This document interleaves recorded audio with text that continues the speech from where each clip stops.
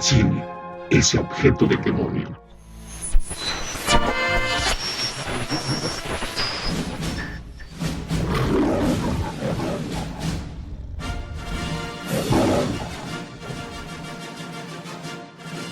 La historia está llena de travesuras y momentos especiales. Acá les voy a platicar de todo para entender las diabluras. No te vayas a espantar. Yo solo vengo a platicarte.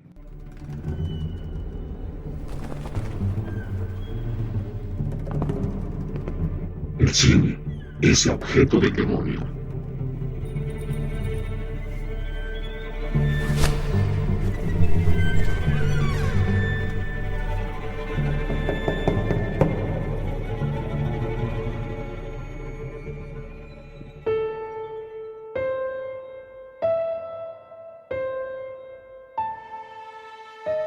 David W. Griffith, uno de los primeros grandes directores de la historia del cine.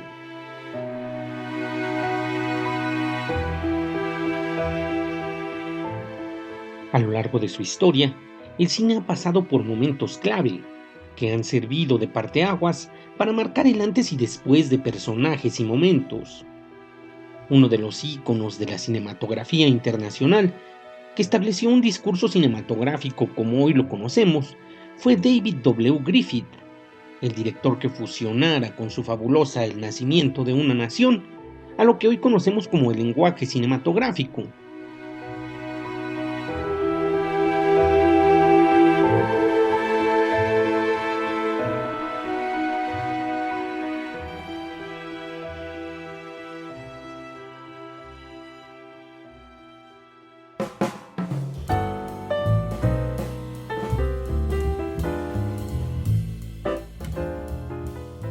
Inmiscuyendo como nunca nadie antes de él el tiempo y el espacio fílmicos, el movimiento de la cámara y la composición de las imágenes en una historia que, si bien está plagada de racismo y degradación, se convirtió en una cinta emblemática y referencial para la historia del séptimo arte.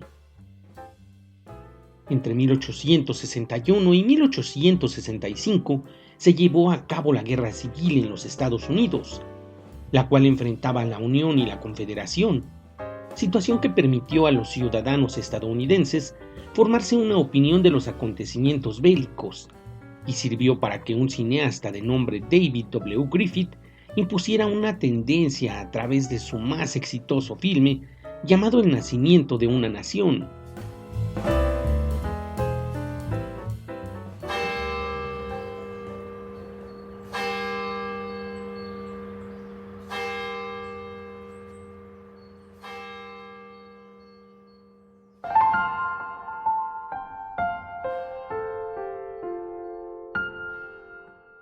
Griffith nació el 22 de enero de 1875 y era de ascendencia irlandesa, hijo de un oficial sureño arruinado por la Guerra de Secesión.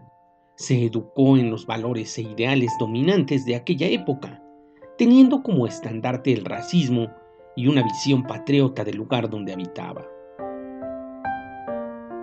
Sin ser satanizado por nadie, pues era parte de sus creencias, anduvo por la vida con esas doctrinas arraigadas en su conciencia, en todas las labores que desempeñó antes de llegar al cine, como fueron la de vendedor de libros, elevadorista, redactor de una revista, actor de teatro, etc. Su trabajo histriónico en el teatro fue sin duda el detonante que lo acercó a las maravillas del séptimo arte, donde comenzó dirigiendo en 1908 Las aventuras de Dorotea, bajo la producción de Biograph, una empresa que se caracterizó por brindar oportunidades a los nuevos talentos de aquella época.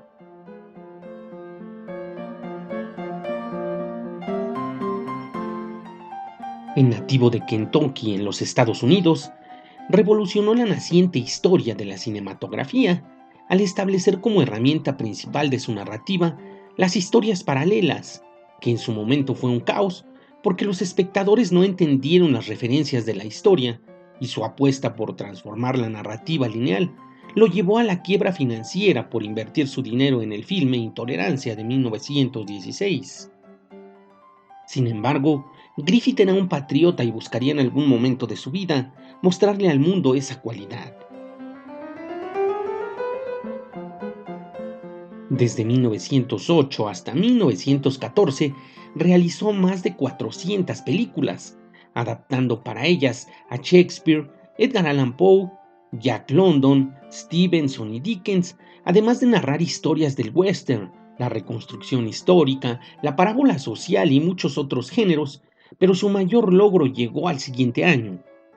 En 1915, Griffith mostraría al mundo sus sólidas creencias, la herencia ideológica que le dejó su padre al fracasar en el conflicto armado, y lo haría de una manera intensa y despampanante, con la filmación de una cinta cuya magnificencia, en cuanto a recursos económicos y al alcance, trascendería las fronteras y el tiempo, al grado de que hoy en día el nacimiento de una nación sigue siendo considerada para muchos como la piedra fundamental de una industria que prácticamente comenzaba su desarrollo ese año y que empezaba a hacer célebre la palabra Hollywood.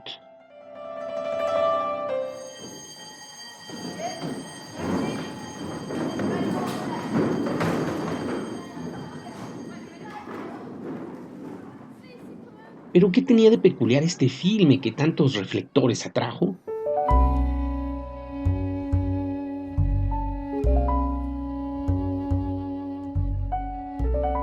En primer término, Griffith había roto el esquema lineal de los cineastas de aquella época, quienes limitaban la duración de sus filmes a 1 o 2 rollos de película, lo cual representaba cuando mucho 30 minutos de duración, mientras que este filme en particular tuvo una duración de 3 horas, absolutamente atípico para aquellos años. Acto seguido, el público cayó enganchado por la curiosidad de un filme tan largo, quedando perplejos y dotándole de una etiqueta de éxito a esta megaproducción desde el primer día hasta varios años después, debido a que se seguía exhibiendo. El número de actores extra que participó en el filme fue tan imponente que se dice que superó a las grandes producciones italianas de la época como Cabría de Pastore o Quo Vadis de Guazzoni, filmes que se caracterizaron por mostrar un gran derroche de recursos en sus películas.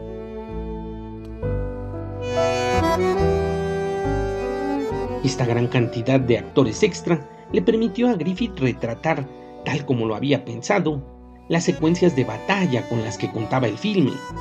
Así materializó la Guerra de Secesión, donde su padre había sido derrotado, y este logro le permitió volverse una gran figura en su nación, debido a que el filme resonó con una inmensa novedad en Estados Unidos, por el aliento espectacular de sus escenas de batalla y por la reconstrucción de un tema nacional como fue la guerra.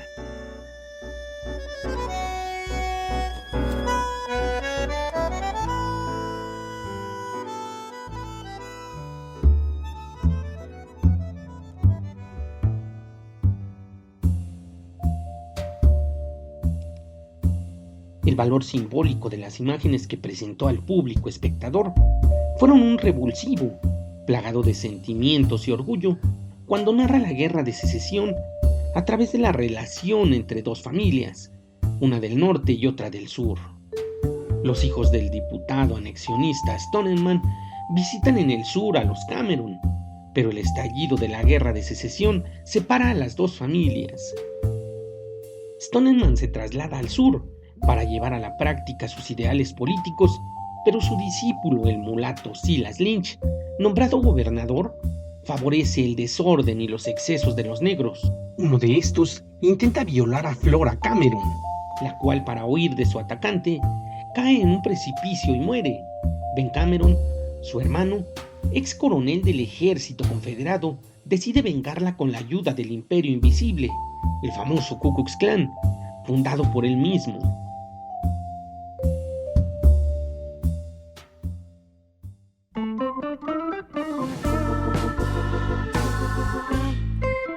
En este contexto, el nacimiento de una nación intenta enaltecer las creencias racistas de su realizador y vanagloriar al Ku Klux Klan como una organización que buscaba poner orden ante las injusticias de los negros.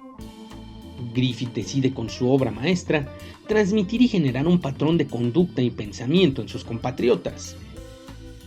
Un filme impactante en la dimensión que se le quiera analizar, donde el cine, este objeto del demonio, hizo de las suyas.